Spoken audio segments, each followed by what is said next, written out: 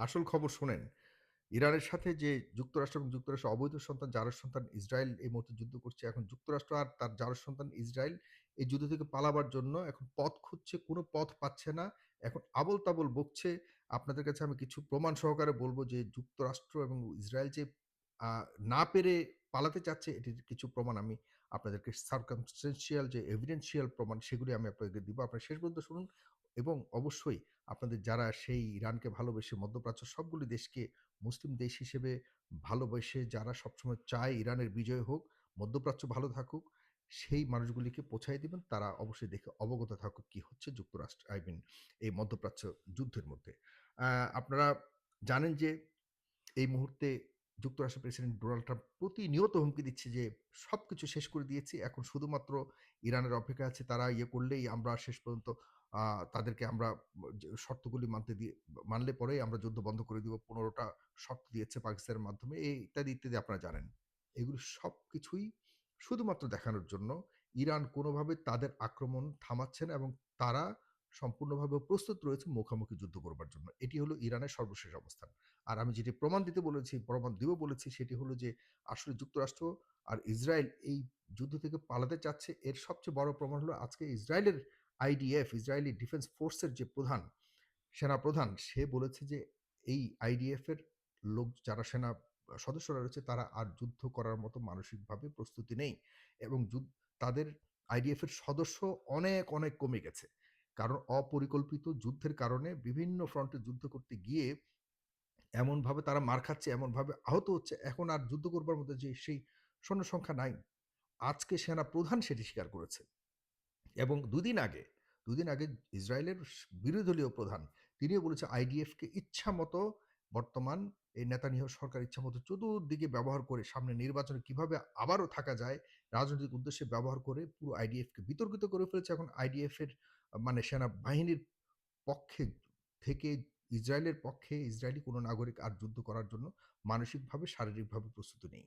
এটি আজকে সেনা প্রধান এটি স্পষ্টভাবে জাতীয় টেলিভিশনের মাধ্যমে তার দেশের জনগণের উদ্দেশ্যে এটি বলেছে। এবার বুঝে দেখেন, যেখানে যার জন্য চুরি করছে, যার জন্য যুদ্ধ করতে এসছে যুক্তরাষ্ট্র, সেই দেশেরই সেই দেশেরই সেনাবাহিনীর অবস্থা করুন। এখন যুক্তরাষ্ট্র কিভাবে সামনে এগোবে?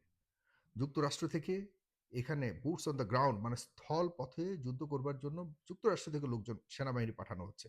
আপনার কাছে মনে হয় সেই সেনারা এই মোটিভেশন নিয়ে, এই ডেডিকেশন নিয়ে ইসরায়েলের হয়ে ইরানের এই মাউন্টেনিয়াস লকড একটা কান্ট্রিতে ঢুকে আবার বেরোতে না পারার যে গ্যারান্টিহীন একটা যুদ্ধে মুখোমুখি সংঘর্ষ করতে, যুদ্ধ করতে যাবে বলে মনে হয়? যাবে না। সুতরাং এই কথাগুলি যে বলা হচ্ছে এগুলি যে মিথ্যা এবং প্রোপাগান্ডা কোনো রকম মানসিকভাবে দুর্বল করবার জন্য এই ইচ্ছাকৃতভাবে পশ্চিমা মিডিয়া তৈরি করে পরিকল্পনার অংশ হিসেবে প্রোপাগান্ডা ছড়াচ্ছে শুধুমাত্র প্রতিপক্ষ বা ইরানকে এবং সারা বিশ্বকে বোঝানোর জন্য যে আমরাই যুদ্ধে জিতবো, আমরা সবকিছু শেষ করে দিয়েছি, ইরানের এয়ার ডিফেন্স নাই, ইরানের নৌবাহিনী শেষ করে দিয়েছি, ইরানের সব নেতাকে শেষ করে দিয়েছি, ইরানের একদম পুরোপুরি সকল মানে মিসাইলস যে বাংকার রয়েছে, মিসাইলস যে ঘাঁটিগুলি রয়েছে সেগুলিকে আমরা ধ্বংস করে দিয়েছি।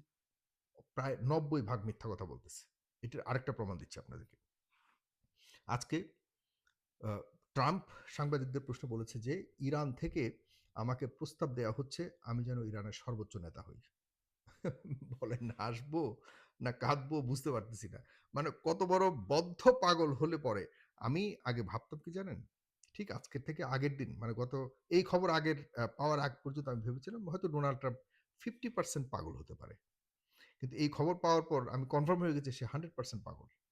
100% একটা পাগলের হাতে আমরা সারা পৃথিবীর দায়িত্ব দিয়ে রেখেছি। এখন যে কারণে 93 ভাগ মানুষ বুঝতে পেরেছে যে এই পাগলের কাছে যুদ্ধের দায়িত্ব আর দেওয়া যাবে না। যে কারণে খোদ আমেরিকান নাগরিকরা কিন্তু মানে তাকে বলেছে যে এই যুদ্ধের পক্ষে আমরা নই। 93 ভাগ বলেছে আমরা নই। সুতরাং 93 ভাগ মানুষ তাকে আর পছন্দ করছে না। এটা বুঝতে হবে। সে আচ্ছা বলুন তো ইরানের সর্বোচ্চ নেতা ছিল আয়াতুল্লাহ আল খামেনি। আমরা এরপরে যতটুকু শুনি যে প্রসেসে যে সর্বোচ্চ নেতা করা হয়, সর্বোচ্চ নেতা মানে কয়েকটা ধাপ পার হয়ে কয়েকটা মা আ আ আপনার বাছাই পর্ব পার হয়ে এরপরে তার আ সর্বোচ্চ নেতা নিযুক্ত করা হয়।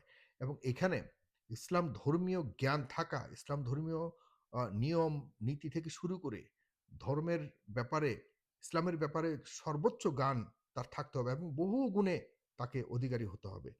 এরপরে গিয়ে তাকে সর্বোচ্চ নেতা হিসেবে আ মনোনীত করা হয়।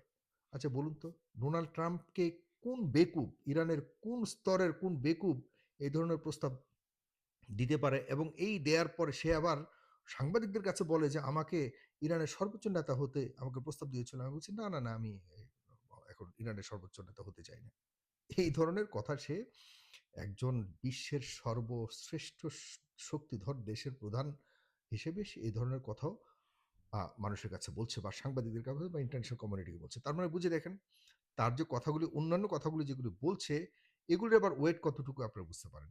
শুধুমাত্র মানুষকে বিভ্রান্ত করবে এগুলো বুঝে দেখেন আজকে আইআরজিসির প্রধান সে বলেছে যে, ডোনাল্ড ট্রাম্প নিজের সাথে নিজে কথা বলে সিদ্ধান্ত নিচ্ছে।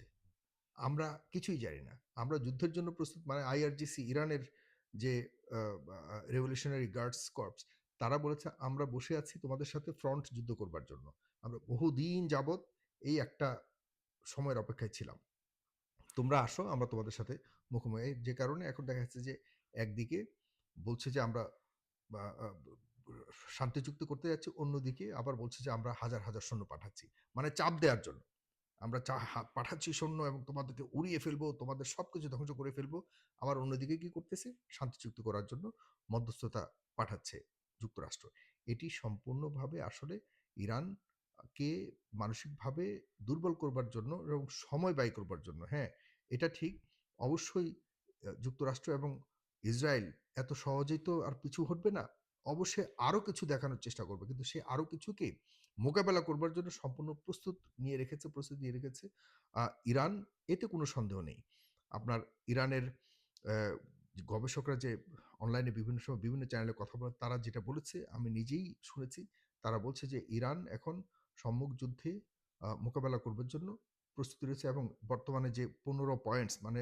15টি শর্ত সহকারে যে শান্তি চুক্তির প্রস্তাবনা পাঠিয়েছে সেটিকে সরাসরি নাকচ করেছে ইরান কোনোভাবেই ওই ধরনের চুক্তিতে যাবে না এবং ডোনাল্ড ট্রাম্পের সাথে ইরানের কোনো কথাই হয়নি আরাকচি জনাব আব্বাস আরাকচি পররাষ্ট্রমন্ত্রী তিনি সুস্পষ্টভাবে বলেছে যে আমাদের সাথে কোনো ধরনের আলোচনা ওরকম ভাবে হয়নি তবে সবসময় কিন্তু একটা মাধ্যমে হয়তো কখনো টার্কি কখনো পাকিস্তান কখনো আগে কাতারের মাধ্যমে বিভিন্ন বার্তা আদান প্রদান হতো সেটা তো সবসময় চলেছে কিন্তু এই মুহূর্তের এই যুদ্ধ বন্ধের জন্য ইরানের পক্ষ থেকে কোনো ধরনের আবেদন করা হয়নি এটি শুধুমাত্র ডোনাল্ড ট্রাম্প নিজে বানিয়ে নিজে আহ, বিশ্ববাসীকে বোকা বানাবার জন্য এই ধরনের কথাবার্তা বলছে এই হলো অবস্থা আর আপনাদেরকে সবসময় আমি ইরান যুদ্ধ সম্পর্কে আপডেট দিয়ে আপনাদেরকে একটু অবগত রাখতে চাই ভালো থাকবেন সবাই অবশ্যই আমার এই আইডি কে ফলো করে থাকবেন পাশে ধন্যবাদ আসসালামু আলাইকুম